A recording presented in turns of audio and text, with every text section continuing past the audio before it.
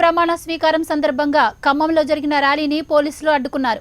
Pavilion ground నుంచి NTR circle వద్దకు జరుగుతున్న టీడీపీ బైక్ ర్యాలీని అడ్డుకుని టీడీపీ కార్యకర్తలను అరెస్టు చేశారు. కొత్త రెవెన్యూ చట్టం పేరుతో అధికార పార్టీ నాయకులు ట్రాక్టర్ ర్యాలీలు నిర్వహిస్తే అడ్డురాని నిబంధనలు, తాము చట్టానికి లోబడి ర్యాలీ చేస్తున్న అరెస్టులు చేయడం దారుణమన్నారు టీడీపీ కార్యకర్తలు.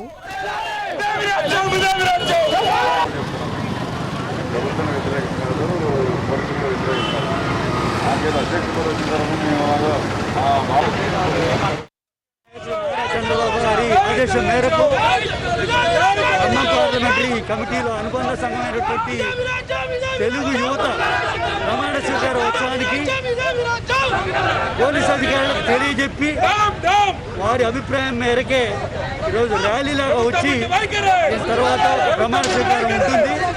ఆ కార్యక్రమంలో భాగంగా పూర్తి సహకారాన్ని చట్టరీత్యా ఏ రకమైనటువంటి పోలీసు కానీ ఏ రకమైన అవరోధం లేకుండా మేము కోవిడ్ని చట్టవిరుద్ధంగా కాకుండా చట్టబద్ధంగా ర్యాలీ చేసుకొని వారికి తెలియజేసి చేస్తున్న ఈ సందర్భంలో ఈరోజు పోలీసు వారు అరెస్ట్ చేస్తున్నారు.